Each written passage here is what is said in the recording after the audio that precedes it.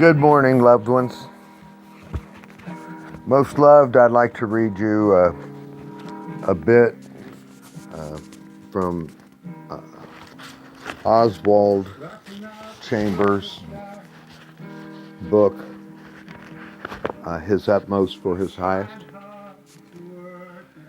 This video is not for profit. What's contained in here, I give full credit to people smarter than me and more inspiration and all that stuff. Because I do my best when I start to yak to step out of the way and let my most benevolent and dear self come forward. So anyway, this is November 24th, early in the night. Direction of aspiration. Behold, as the eyes of servants look upon the hand of their masters, so our eyes wait upon the Lord our God. That's from Psalm 123:2. This verse is a description of entire reliance upon God. Just as the eyes of a servant are riveted upon his master, so our eyes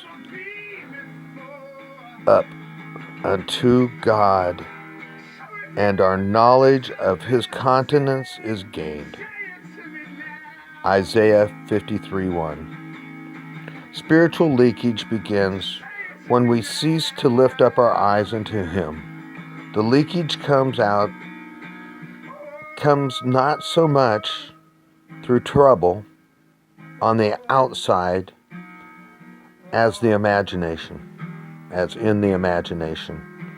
When we begin to say, I expect I have been stretching myself a bit too much, standing on tiptoe and trying to look like God instead of being an ordinary, humble person. We have to realize that no effort can be too high. For instance, you came to the cross. Excuse me.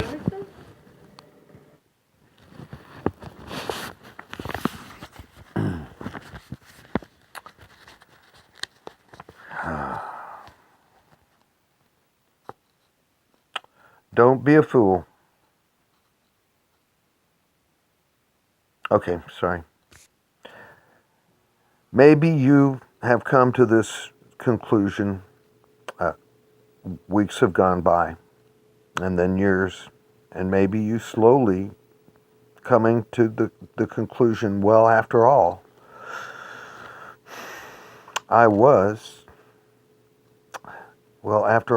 was I not a bit pretentious?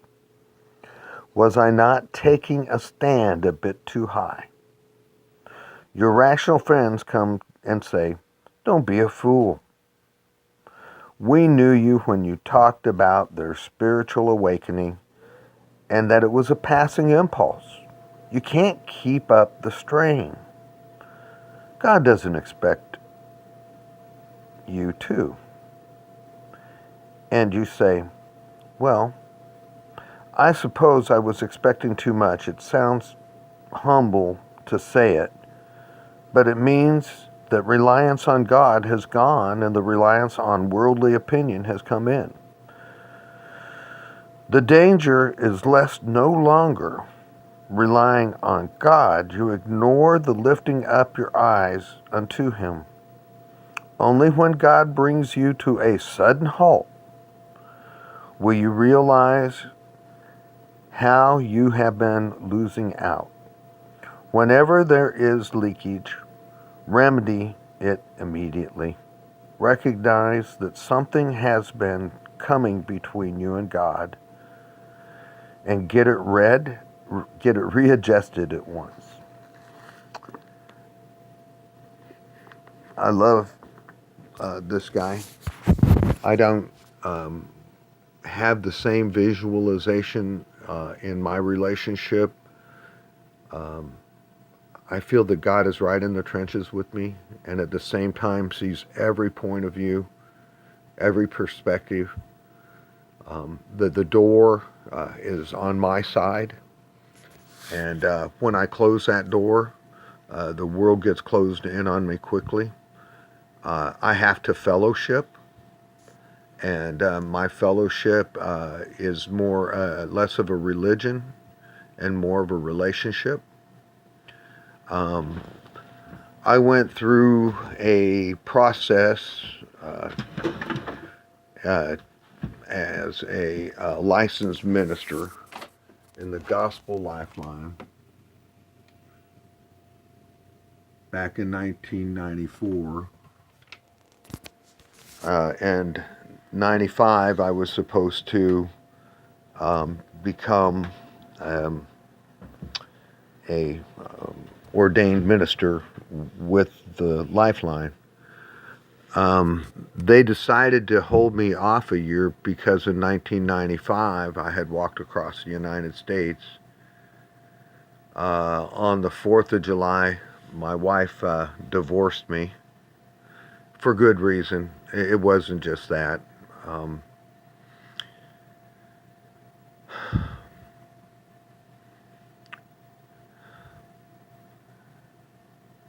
I have, through Christ, accepted that I could have done so much more in my relationship, and it was really key that I missed these things. It was honestly done, and what's done is done. I've made a ton of mistakes, and all of those were times that I stopped looking into love, looking into my intention, looking into my values. To me, there's two choices in life. There's good choices and there's bad choices. A good choice is any choice that you make that later you just feel good about. And a bad choice is any choice that you make you feel bad about it. And the process that I'm going through assists me in making amends and taking time to meditate. And I just pray a lot, and I can't help it. I mean, God must get tired of hearing me say, you know, God, glory, thank you so much, and glory be to God, and all of this kind of stuff. And I truly mean it. I truly mean it. But I know that I say it a lot. And thank you, whoever you are that takes these many minutes to listen to me share what I can, and share it in a way that I hope. And, you know, that's one of the gifts of God. I have hope. And one of the gifts of God is that I know that everything's going to be all right no matter what way it goes. And I have put myself in the situation. God didn't bring me to the halt. You know, I just finally ran into the wall hard enough that I had no will to go anyplace else but back to the Lord. And it never was because I had a resentment for the Lord. It was because I cannot accept His grace and His mercy. And even though He told Saul, or Paul, who used to be Saul, that His grace is sufficient for him, even for him. And I should be able to accept that, and I'm working on it. Well, look, guys, be patient, believe in the plan, and man, let's just be happy. We have today. We only have this minute for sure. Let's enjoy every second of it. God bless you. Happy trails to you until we meet again. Happy trails to you. I know we will be friends to the end. Rock on. Oakley dokily, I meant to hit that one. And that's it.